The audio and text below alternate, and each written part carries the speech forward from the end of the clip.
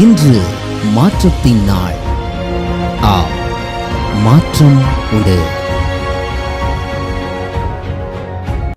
ஆண்டவராக இயேசுவின் நாமத்தினாலே மாற்றம் உண்டு என்கிற இந்த தியானத்தின் மூலமாக உங்களை சந்திக்கிறதுல எனக்கு மிகுந்த சந்தோஷம். சுகமாக இருப்பேன் என்று விசுவாசிக்கிறேன். சுகமாக இருக்கீங்களா? நல்லா இருக்கீங்களா? ஆண்டவர் உங்கள் கூட இருந்து உங்களை அற்புதமாக ஆண்டவர் நடத்துவார். சோர்ந்து போகாமல் தொடர்ந்து தேவனுடைய சமூகத்தில் ஜெபத்தோடு ஆண்டவருடைய வார்த்தைக்காக காத்திருக்கிற உங்களை தேவன் இந்த நாளிலேயும் தைரியப்படுத்தட்டும், உங்களை கர்த்தர் பலப்படுத்தட்டும். அவருடைய கரம் விசேஷமான கிரியைகளை உங்கள் வாழ்க்கையில் நடப்பிக்கட்டும் என்று இயேசுவின் நாமத்தினாலே நான் ஜெபிக்கிறேன். யாத்ராகமத்தின் புஸ்தகம் 14ஆம் அதிகாரம் 17ஆம் வசனத்தை உங்களுக்கு முன்பதாக காண்பித்து கொடுக்க ஆண்டவர் உதவி செய்வாராக. Exodus chapter 14 verse number 17. எகிப்தியர் உங்களை பின்தொடர்ந்து வரும்படி நான் அவர்கள் இருதயத்தை கடினப்படுத்தி பார்வோனாலும் அவன் ரதங்கள் குதிரை வீரர் முதலாகிய அவனுடைய எல்லா இராணுவத்தாலும் மகிமைப்படுவேன்.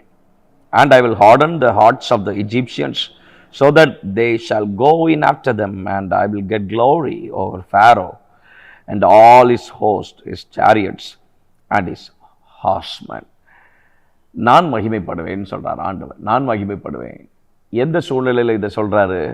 10வது வசனத்தில் இஸ்ரவேல் ஜனங்கள் பார்வோனும் அவருடைய சேனைகளும் அவர்களை பின்தொடர்ந்து வரும்போது பயந்து போய் ஆண்டவரை நோக்கி கூப்பிடுகிறார்கள், தேவனை நோக்கி முறையிடுகிறார்கள்.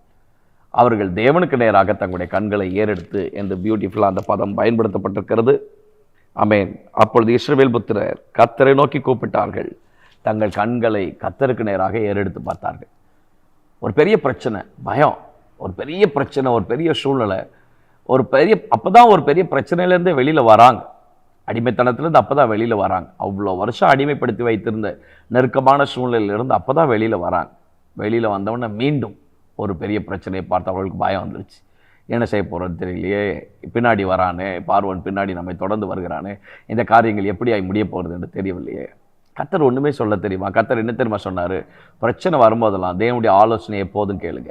16ஆம் வசனத்தின் ஆரம்பத்தில் அற்புதமாய் ஆண்டவர் எழுதி வைக்கிறார், நீ உன் கோலை ஓங்கி உன் கையை சமுத்திரத்தின் மேலே நீட்டி சமுத்திரத்தை பிளந்துவிடு. ஃபஸ்ட்டு கர்த்தர் நமக்கு நல்ல ஆலோசனை கொடுப்பார். பிரச்சனை மத்தியில் நாம் திகச்சு போய் நிற்கும் போது, நம்ம பயந்து போய் நிற்கும் போது, இந்த காரியம் எப்படியாய் முடிய போகுது, இந்த காரியத்தை எப்படி செய்து முடிக்க போகிறோம், அப்படி நமக்குள்ள ஒரு பெரிய பயம் நம்மளை ஆட்கொள்ளும் போது கர்த்தர் ரொம்ப கூலாக உங்களுக்கு நல்ல ஆலோசனை கொடுப்பார், அற்புதமான ஆலோசனை கொடுப்பார். நம்முடைய ஆண்டவர் நல்ல ஒரு ஆலோசனை கர்த்தர் இல்லையா? அவர் ஆலோசனை கர்த்தர், நமக்கு நல்ல ஆலோசனை கொடுக்குற ஆண்டவர்.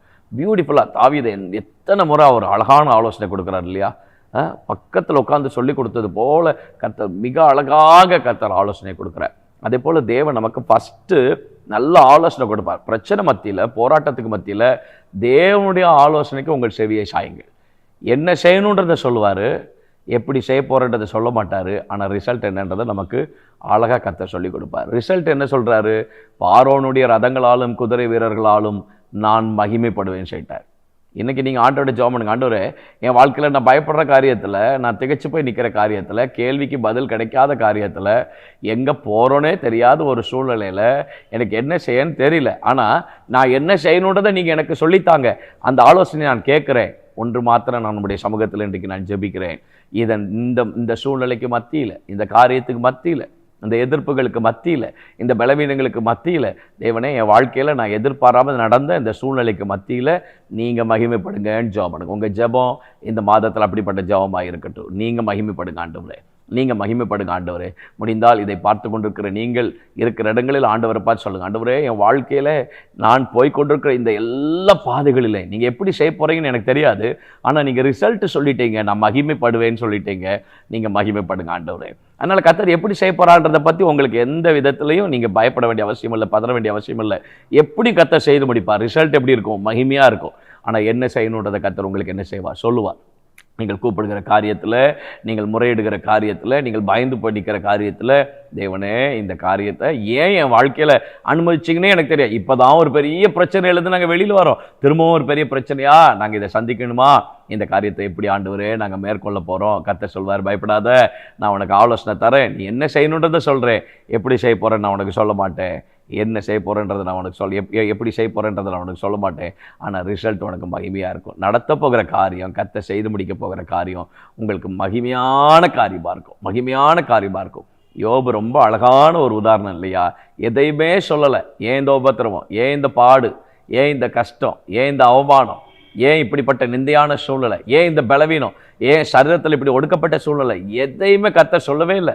ரீசன் சொல்லவே இல்லை. ஒன்னே ஒன்று சொன்னார், ஸ்நேகிதனுக்காக ஜெபம்னு சொன்னார். ஜெபிச்சாங்க, ரிசல்ட் மகிமையாக இருந்துச்சு. ரெட்டிப்பான ஆசீர்வாதம். முந்தின காரியத்தை காட்டிலும் பிந்தின காரியம் ரொம்ப ஆசீர்வாதமாக மேன்மையாக கர்த்தர் மாற்றி கொடுத்தார்.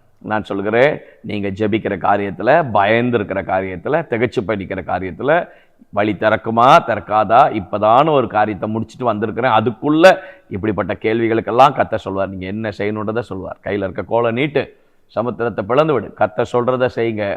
அவர் எப்படி செய்வான்றதை சொல்ல மாட்டார். ஆனால் ரிசல்ட் மகிமையாக இருக்கும். ரிசல்ட் என்னன்றதை சொல்லிட்டார். ரிசல்ட் மகிமையாக இருக்கும். நெகட்டிவ் ரிசல்ட் கிடையாது. கர்த்தர் பாசிட்டிவான பியூட்டிஃபுல்லான ரிசல்ட் இன்றைக்கு உங்களுக்கு வைத்திருக்கிறார். அதனால் உங்கள் எதிர்கால வாழ்க்கையில் கர்த்தர் மகிமைப்படுவார். ரிசல்ட் மகிமையாக இருக்கும். ஏன் இது நடந்ததுன்னு கேட்காதீங்க. கர்த்தர் அற்புதமான ஒரு பதிலை கர்த்தர் வைத்திருக்கிறார். தேவனே, உடைய சமூகத்தில் நாங்கள் ஜெபிக்கிறோம். நாங்கள் என்ன செய்யணுன்றதை எங்களுக்கு கற்றுக் கொடுங்க. ஏன்னா நாங்கள் பயந்து போய் திகைச்சு போய் எங்களுக்குள்ள நிறைய அங்கலாய்ப்பு ஓடிக்கிட்டே இருக்குது. கர்த்தாவே, இது எல்லாவற்றின் மத்தியில் நாங்கள் என்ன செய்யணுன்றதை நீங்கள் கற்றுக் கொடுங்க. அதற்கு எங்களுடைய செவிகளை நாங்கள் சாய்ப்பதற்கு தேவன் எங்களுக்கு உதவி செய்யுங்க. எப்படி செய்ய போகிறோன்றதை நீர் உம்முடைய கரத்தில் இருக்கிறீர். அதை பற்றி நாங்கள் யோசிக்க போக வேண்டிய அவசியம் இல்லை. ஆனால் ரிசல்ட் என்னன்றதை நீங்கள் எங்களுக்கு சொல்லிட்டீங்க. அது மகிமையாக இருக்குன்னு சொல்லிட்டீங்க. ஸோ இன்றைக்கு கர்த்தர் ரிசல்ட்டை மகிமையாக உடைய பிள்ளைகளுக்கு நீங்கள் மாற்றி உடைய நாமத்தை மைப்படுத்தும்படியாக நாங்கள் ஜெபிக்கிறோம். தொடர்ந்து உடைய கிருபை ஒவ்வொருவரையும் தாங்கட்டும்.